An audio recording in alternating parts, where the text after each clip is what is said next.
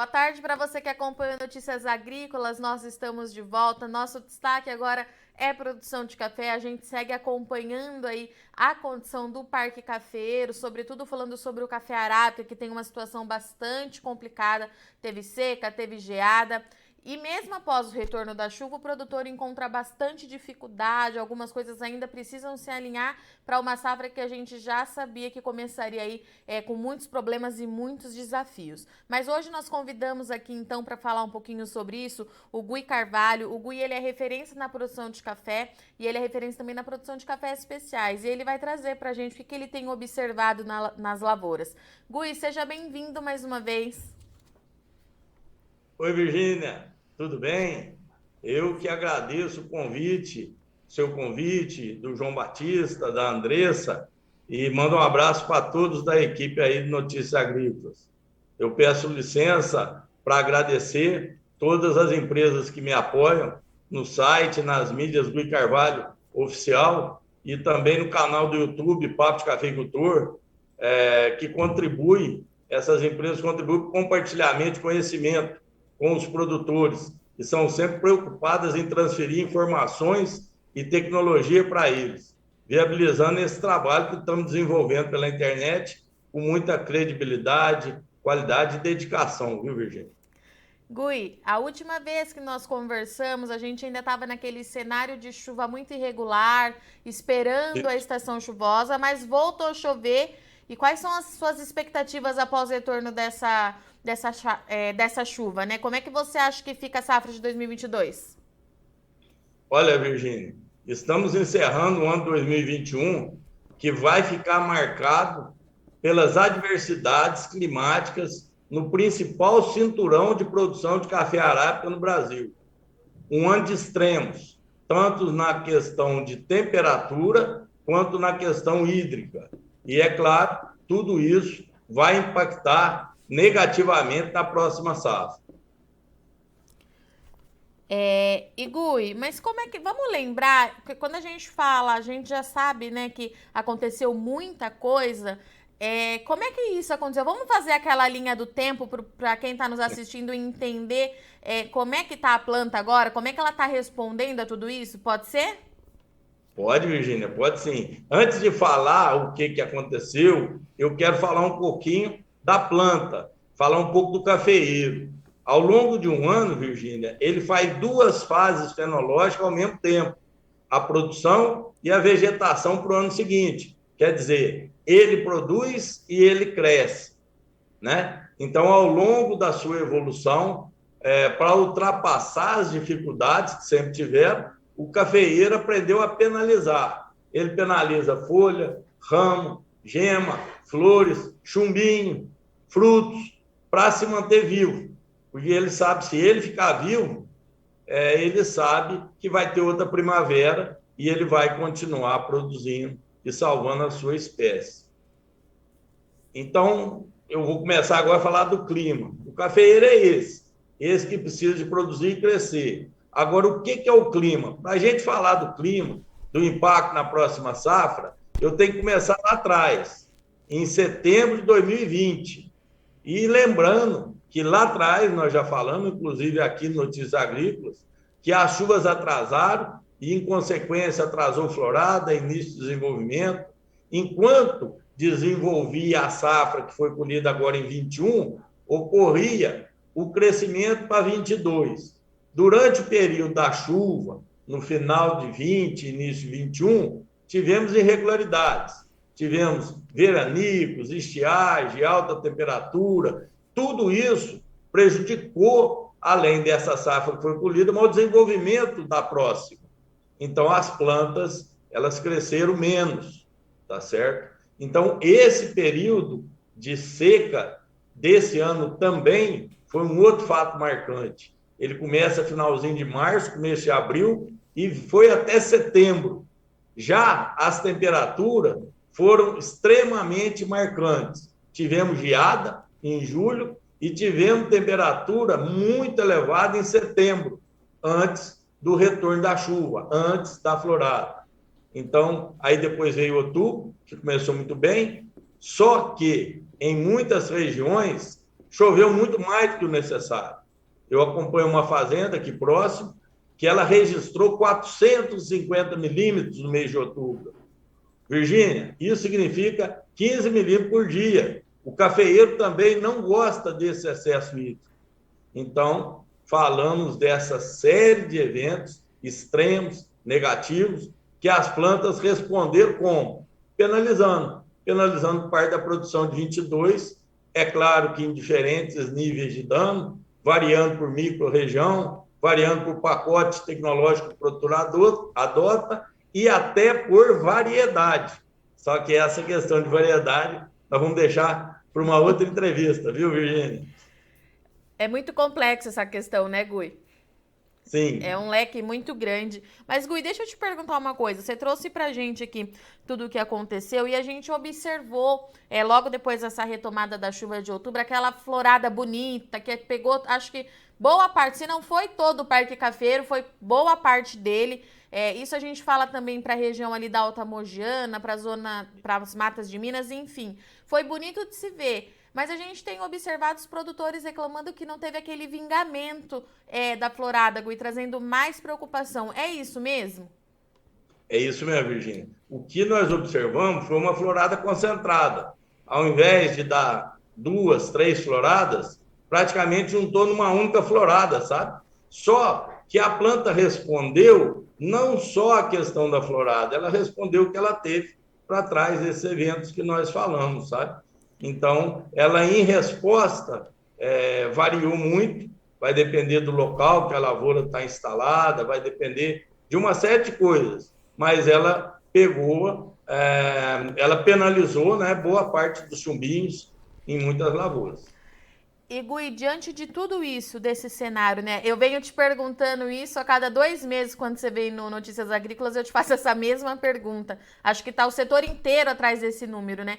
Nós já conseguimos quantificar o tanto que essa safra deve produzir, ou então quanto que deve quebrar essa produção do ano que vem? Olha, Virgínia, na minha opinião, não nesse momento. Ainda não. Eu vi que alguns colegas já estão se posicionando. Respeito todos e ouço a opinião de cada um deles. Porém, como bom mineiro, né, Virgínia? E com mais de 30 anos de campo, eu prefiro aguardar um pouquinho para falar, porque nem nas minhas lavouras, nem na lavoura dos meus assistidos, eu fiz revisão de safra. Então, eu não vou arriscar falar de números. Na verdade, nós temos que falar isso depois da fase de enchimento rápido dos grãos. Esse aí, para mim, que vai ser um momento certo de falar. Eu tenho andado bastante, tenho visto lavouras muito penalizadas, porém, tenho visto lavouras excelentes, muito bem cuidadas, que vieram de safra baixa ou podada, com a nutrição adequada, algumas irrigadas, outras não. Elas vão produzir dentro do esperado, algumas delas até mais. Então, a nossa cafeicultura, ela é de uma diversidade incrível. Sistemas de produção, irrigação, pacote tecnológico, manejo de fertilidade. Então, nós temos que ter muita responsabilidade para falar. Porque muitos cafeicultores, Virgínia, tomam decisões importantes ouvindo a opinião daqueles que eles confiam, né? Então, a responsabilidade da gente é muito grande. Somente depois da fase de enchimento dos frutos, aí sim, poderemos avaliar e estimar de forma responsável e assertiva a safra a ser colhida. Então, quer dizer que o suspense vai continuar, Virgínia, até janeiro, fevereiro. A gente continua, então, com aquele cenário de que realmente a gente não deve ter uma safra tão cheia, tão volumosa como foi 2020, mas a gente ainda não consegue quantificar o tamanho dessa safra. É isso, Gui? A gente continua na mesma situação? Na minha opinião, sim. Eu acho que seria um erro falar em números nesse momento. Eu realmente tomo uma posição mais conservadora, porque é o que eu te disse, tem lugar que está bom, tem lugar que está ruim, tem lugar que está muito ruim. Isso é reflexo desse clima adverso e muito irregular, né, Gui? Porque são muitos fatores, tem temperatura envolvida, máxima e mínima, então tem geado, mas tem lugar que não geou. Virgínia, tem topo de morro que queimou como se fosse uma geada. Mas sabe por que ele queimou? porque lá em setembro nós tivemos temperaturas altíssimas, tá certo? Com a planta já totalmente desidratada. Então, ela queima como uma geada, entendeu? Então, quer dizer, ninguém ficou sem chumbo. Então, nem no lugar baixo que Jô, nem no topo do morro ficou sem chumbo. Nós vamos ter problemas, esses problemas vão variar, então vamos tratar desse assunto com muita responsabilidade, porque aqui eu sou produtor, eu falo para produtores, nós temos que realmente produzir, né? Nós não somos jogadores, não somos especuladores, né? Nós queremos produzir e queremos que o consumidor consuma o fruto desse nosso trabalho, né? Que é para isso que a gente dedica tanto, né? E Gui, então você levantou agora a bola que a gente precisa, o produtor precisa estar atento, precisa seguir com os tratos para tentar minimizar de alguma forma. Eu acho que não é nem minimizar, né, Gui? É impedir de que essa quebra seja ainda mais expressiva. E aí aquela outra pergunta que eu te faço também diariamente quando a gente conversa. O que o produtor precisa fazer nesse momento? Olha, Virgínia, o mais importante nesse momento é o cafeicultor não desanimar e cuidar bem das lavouras. Ele tem que tratar bem das lavouras, porque essas lavouras bem tratadas vão responder e recompensar na safra seguinte. Então, o cafeicultor tem que usar novas tecnologias, seguir novos conceitos que são oriundos de trabalhos científicos, implantados e conduzidos corretamente, acreditar na ciência, porque eu acredito que é a ciência que pode nos ajudar. Eu vejo, infelizmente, muitos produtores querendo economizar em fertilizante, por exemplo. Na minha opinião, é a última coisa que o produtor deve fazer. A fertilidade, ela deve ser, sim, construída, principalmente em épocas como essa, de preços remuneradores. Querer economizar 500, 600 reais com um café de 1.500, olha, Virgínia, não estou falando em saca, estamos falando em quilo de café. Isso não me parece muito interessante diante das perdas que poderão acarretar essa redução. Outra coisa importante que eu chamo a atenção do cafeicultor é que ele deve olhar sempre seu poder de troca, da troca da sua moeda. A sua moeda é o café. Quanta saca ele gasta para adquirir 1 tonelada de fertilizante? Muitas vezes ele fica preocupado com o valor do fertilizante e esquece de ver essa relação. E para ele o que manda é essa relação de troca. E se ele tiver com boa condição, ele deve fazer, sim, deve fazer um bom manejo. Eu acredito, Virgínia, que um bom plano nutricional não deve reduzir aporte de nutrientes em lavouras jovens, baseada apenas na extração. Vai dar menos, vou tirar adubo. Se o cafeeiro não precisar, se ele não precisar muito para a produção, ele vai compensar, sabe como? No desenvolvimento para a safra seguinte. É óbvio que o cafeicultor deve buscar orientação técnica para isso, saber o que ele pode mexer, o que ele não pode. Ele deve consultar o seu técnico de confiança da sua cooperativa, e esse técnico, por sua vez, tem que estar bem atualizado, seguindo conceitos de produção sustentáveis. Gui, e quando você fala em usar das tecnologias disponíveis, né? O que você quer dizer com isso? Para quem está nos assistindo, quais são os exemplos de novas tecnologias que você deixa para a gente hoje? Olha, eu chamo atenção para o uso de poda, né? Então, poda é uma baita ferramenta para conviver com essas questões climáticas, porque ela mantém a planta jovem, e aí a planta jovem responde muito mais a todas as tecnologias que ela recebe. Uma outra tecnologia muito importante é a irrigação, com exceção do período de repouso vegetativo, que ocorre de julho a agosto. O cafeeiro precisa de água, Virgínia, durante todas as outras fases fenológicas. Independente da região ou localização da lavoura, a irrigação garante que não vai faltar água e que o potencial produtivo da lavoura vai ser alcançado. Então, quem pode irrigar, quem tem disponibilidade, faça pelo menos um estudo sobre isso. Veja a viabilidade de implantar. que eu tenho certeza, principalmente com esses níveis de preço, que realmente vale a pena. Outra coisa que eu chamo a atenção, aí sim, para aqueles que não podem ou não têm disponibilidade para irrigação, é o uso de cultura de cobertura. Isso traz diversos benefícios, tanto para o solo quanto para o cafeeiro, porque além de adicionar, reciclar, armazenar nutrientes, protege o solo, protege contra a erosão, reduz a temperatura, retém mais água no solo. Então, o cafeicultor pode optar, Virgínia, por braquiária, por consórcio de outras plantas, né? O que a gente chama de mix de plantas, né? Que trazem uma maior diversidade e um equilíbrio ambiental. Além disso, eu chamo atenção para a nutrição. Eu chamo atenção, sim, para a importância do fósforo. É um nutriente fundamental para o desenvolvimento e produção do cafeeiro. Ele aumenta o enraizamento, aumenta vigor, aumenta a resistência às adversidades climáticas, a sua resistência a doenças. Ele é indispensável para as plantas jovens que devem produzir e crescer. A gente pode fornecer esse fósforo de forma mineral, composto orgânico ou organomineral, sabe? Tem diversas formas. A minha experiência, Virgínia, diz que o cafeicultor que já tem um bom pacote tecnológico, ele deve rever o aporte de fósforo para deixar suas lavouras ainda mais vigorosas para enfrentar o clima cada vez mais incerto.